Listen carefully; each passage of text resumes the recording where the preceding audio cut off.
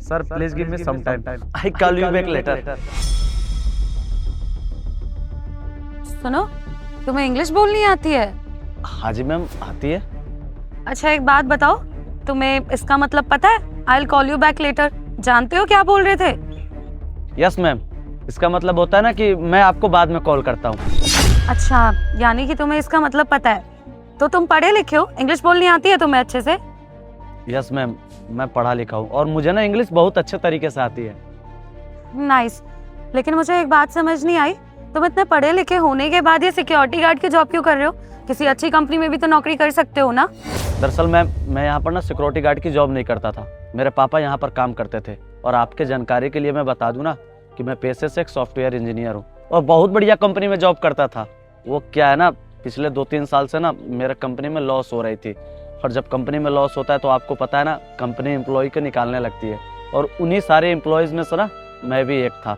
अब आपको तो ये पता होगा कि एक बार कहीं से नौकरी चली जाती है तो इतनी जल्दी कहीं नौकरी मिलती भी नहीं है। दर बदर मैं नौकरी के तलाश में इधर उधर भटक रहा था, कहीं भी नौकरी नहीं मिल रही थी और इसी बीच में ना मेरे पापा की भी तबीयत ख़राब होने लगी। हम मुझे ऐसा लगा कि पापा की नौकरी भी चली जाएगी तो उनके जगह मैं काम करने लगा। वो क्या है ना कि मेरे नौकरी जाने के बाद पापा यहीं सिक्योरिटी गार्ड की जॉब करके ना पूरा घर चलाते थे। अब उनकी भी नौकरी नहीं रहेगी तो घर कैसे चलेगा? तो मैं यही सोचकर इस जॉब को ज्वाइन कर लिया ताकि कुछ दिन तक ये सिक्योरिटी गार्ड का जॉब कर लेता हूँ और उसमें पापा की तबीयत भी ख़राब है तो उनका भी इलाज का खर्चा निकल जाएगा और घर भी चल जाएगा। अच्छा, वैसे तुम्हारे पापा को हुआ क्या था? आई होप अब वो ठीक होंगे। नहीं मैम, मेरे पापा बिल्कुल भी ठीक नहीं है। उनको ना डायबिटीज़ भी है और हाई लेवल का बीपी भी है। जब उनका चेकअप कराया ना तो डॉक्टर ने साफ साफ बोल दिया कि अब इन्हें बेड रेस्ट की ज़रूरत है। तो मैंने सोचा कि इस तरह पापा बेड रेस्ट करेंगे तो उनकी नौकरी भी चली जाएगी, तो उनके जगह पर मैं ही जॉब करने लगा।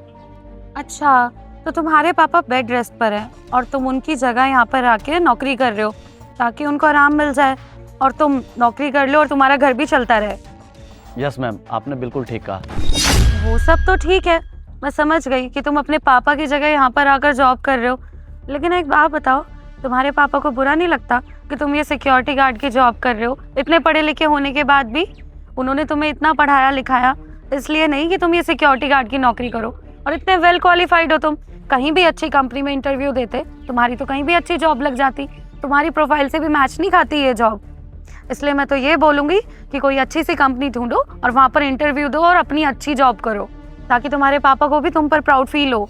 अरे क्या बात कर रही है मैडम, वैसे भी यही काम करके पापा ने मुझे पढ़ा लिखा के इतना बड़ा आदमी बनाया और वैसे भी कोई भी काम ना छोटा बड़ा नहीं होता है और मैं काम इसीलिए कर रहा हूँ ताकि मेरे पापा के हाथ से ये जॉब ना चला जाए। और मैम, मैं अपने आप को ना बहुत ज़्यादा प्राउड फील करता हूँ कि मैं अपने पापा की जगह जॉब कर रहा हूँ। अगर उनके जगह खड़ा होकर मैं जॉब कर रहा हूँ ना तो मुझे ये समझ में आ रहा है कि मेरे पापा कितने कठिन परिस्थिति में मुझे पढ़ा लिखा कर इतना बड़ा किए। तो ये काम करने में ना मुझे बिल्कुल भी शर्म नहीं आ रही है। चलो ठीक है, मान ली मैंने तुम्हारी बात और मुझे अच्छा लगा सुनकर कि तुम अपने माँ बाप की कितनी इज्जत करते हो, वरना आजकल के बच्चे तो अपने माँ बाप से ठीक से बात भी नहीं करते और तुम अपने सपनों को सेक्रीफाइस कर कर अपने पापा की जगह यहाँ नौकरी कर रहे हो। फक्र होता होगा तुम्हारे पेरेंट्स को तो तुम पर। अच्छा ये बताओ, तुम इतने टाइम से यहाँ पर नौकरी कर रहे हो, तुम्हें ये पता है ये कंपनी किस चीज़ की है? नहीं मैम, मुझे नहीं पता कि ये कंपनी किस चीज़ की है। वो क्या है ना कि मुझे ज़्यादा टाइम नहीं हुआ ये सिक्योरिटी गार्ड का जॉब ज्वाइन करते हुए।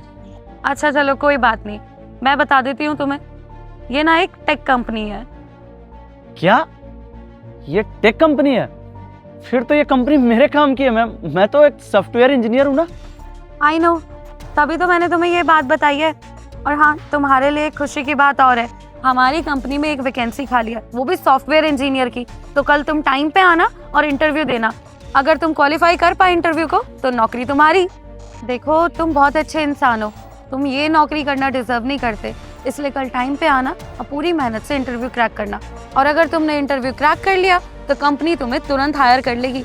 उसके बाद तुम्हारे पास एक अच्छी जॉब होगी, तुम्हारे पापा को भी फक्र होगा कि जिस चीज़ के लिए उन्होंने इतना सेक्रीफाइस करा आज उनका बेटा एक अच्छी पोस्ट पर है। और हाँ, तुम ये सिक्योरिटी गार्ड की नौकरी करना डिजर्व नहीं करते, इसलिए आगे अपनी प्रोफाइल अच्छी बनाना ताकि सबको तुम पे फक्र हो। और हाँ, जैसे ही तुम इंटरव्यू क्रैक कर लोगे उसके बाद तुम्हारी 2 महीने की इंटर्नशिप होगी जिसमें तुम्हें पर मंथ 20,000 मिलेंगे। और जैसे ही तुम 2 महीने बाद इंटर्नशिप कंप्लीट करोगे तुम्हारी सैलरी पूरी 50,000 हो जाएगी। और मेरी बेस्ट विशेस तुम्हारे साथ हमेशा है। आई होप तुम हमारी कंपनी को बहुत आगे लेके जाओगे। तुम्हारे जैसे ईमानदार इंसान की जरूरत है हमारी कंपनी को। हर कंपनी चाहेगी कि तुम्हारे जैसा ईमानदार एम्प्लॉय उनकी कंपनी में काम करता हो। और हाँ, तुम्हारे स्किल्स तो मैं देख ही चुकी हूँ। बाकी कल इंटरव्यू पे टाइम पे आ जाना। मैम, मेरे तो सौभाग्य की बात है कि मैं आपके कंपनी में जॉब करूं, और काफ़ी टाइम से मैं जॉब ढूंढ रहा था लेकिन मिल नहीं रहा था। लेकिन भगवान ने सोचा था कि आज आप ही के हाथ से मुझे जॉब मिले, सो मिल गया। अच्छा मुझे ये बताओ, सैलरी कितनी लोगे? मैम, कैसी बातें कर रहे हो आप? मैं आपके कंपनी में जॉब कर रहा हूँ, यही मेरे लिए बहुत बड़ी बात है। अब आपके मन में जो आए, जो अच्छा लगे वो सैलरी दे देना, मेरे लिए उतना ही काफ़ी है। और जैसे ही तुम 2 महीने बाद इंटर्नशिप कंप्लीट करोगे, तुम्हारी सैलरी पूरी 50,000 हो जाएगी। क्या 50,000?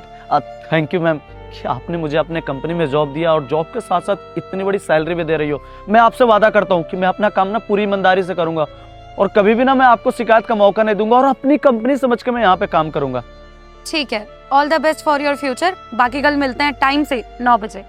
जी मैम, मैं कल टाइम से आ जाऊंगा।